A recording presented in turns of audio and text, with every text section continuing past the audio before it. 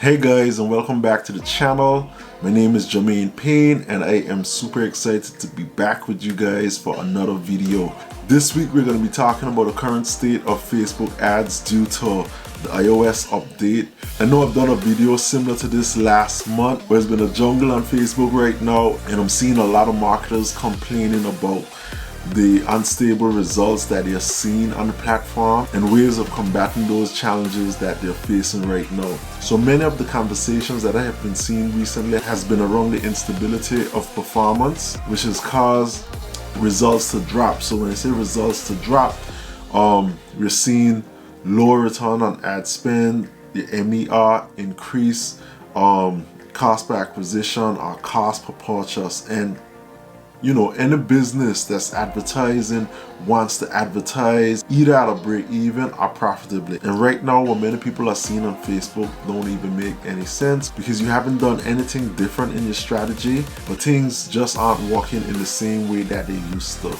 So let's jump into it. What's happening is that because of the iOS update, Facebook is collecting less data from Apple devices, which is interrupting the optimization of their algorithm. So in the past, where they've been able to identify audiences more effectively, they're not any longer. And even though you're making adjustments in your targeting for Facebook to go ahead and find the audiences that align with your brand, they're just not finding those audiences in the sweet spot as effectively as they used to in the past. So what can you do? The way I'm looking at it is that you can only control what you can control. We can't control the challenges that Facebook is having. We can't control the decisions that Apple decided to make. We can only control our own internal effort. So what do I mean by that? Here's what I'm thinking about. First thing you can control is the channels that you market on. Do you have to advertise on Facebook? So one thing that you can do by using an attribution software, and there's so many attribution platforms out there. You can use something like Wicked Reports, you can use Fast4. Don't forget, you can always use Google Analytics for free. And Google Analytics, before this whole iOS situation, was like one of the top attribution systems that most marketers were using because it was free, right? There's so many attribution platforms that are out there that you just have to do your research, choose one, and make your decisions from there. No attribution platform is going to be perfect. What you want to do is understand which of your marketing channels are really pushing the best results from you. And then after you figure that out, then you need to double down. You don't have to stay on Facebook as your main acquisition channel. You can switch it up to TikTok. You can switch it up to Google and do Google AdWords. You can do Snapchat, or you can do Pinterest. It really depends on the vertical or the niche that you're in. But one of the things that we can control is where we advertise, where we spend our advertising dollars. So look into an attribution system, figure out which marketing channel is giving you the best return on your ad spend, and pivot from there. You don't have to stay on Facebook, like I said. The next thing, our messaging.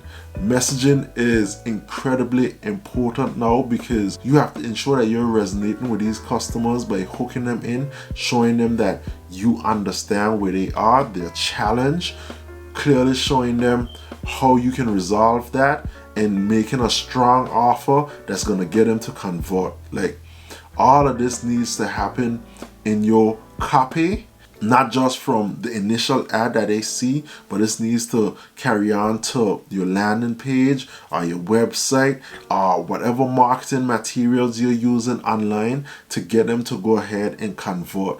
You have total control over your marketing message, and you just need to ensure that it's strong enough to convert these customers. It's more important than ever before that you're showing them exactly how your product or service is going to fit into their lives to help them accomplish the desire that they have.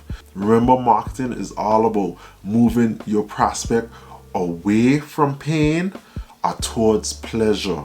That's really what it is. But to do that effectively, You need to understand your customers' pain points. You need to understand their drivers, what motivates them, and craft your messaging based on that and hook them with a strong offer. Remember, a strong offer has to be irresistible. They see it, they understand the concept, and they feel like, I need to get this today because this is gonna solve my issue.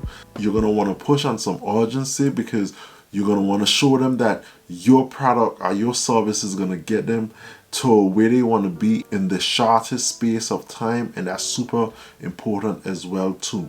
So one more thing that I thought of that is within your grasp, within your reach, is how you treat your customers. Are you ensuring that when your customers purchase with you, the post journey is as smooth as possible? You're giving them value. So for example, your email campaigns or SMS campaigns, are you just trying to sell to them, or are you further educating them and giving them value about the product and how they can utilize the product in the best way? Like, that's super important. You want to ensure that your customers realize that your brand care about them, and you want to ensure that the experience that they have with your product is a stellar experience. This is super important because you're going to transition to selling to them again. And if they had a bad experience with you, they got a crappy product from you, they're not going to buy again. They're not. So treat them right. Give them tons of value so that when you're selling to them again, they're eager to buy your next product. They're eager to buy again from you the same product if it's a product that's replenishable. This is super important because the cost to getting an existing customer to buy again from you is nothing compared to acquiring them the first time. Alright guys, so that's this week's video. Remember, instead of focusing on what you can't control, focus on the things that you can control, and those are the things that I went over with you just now.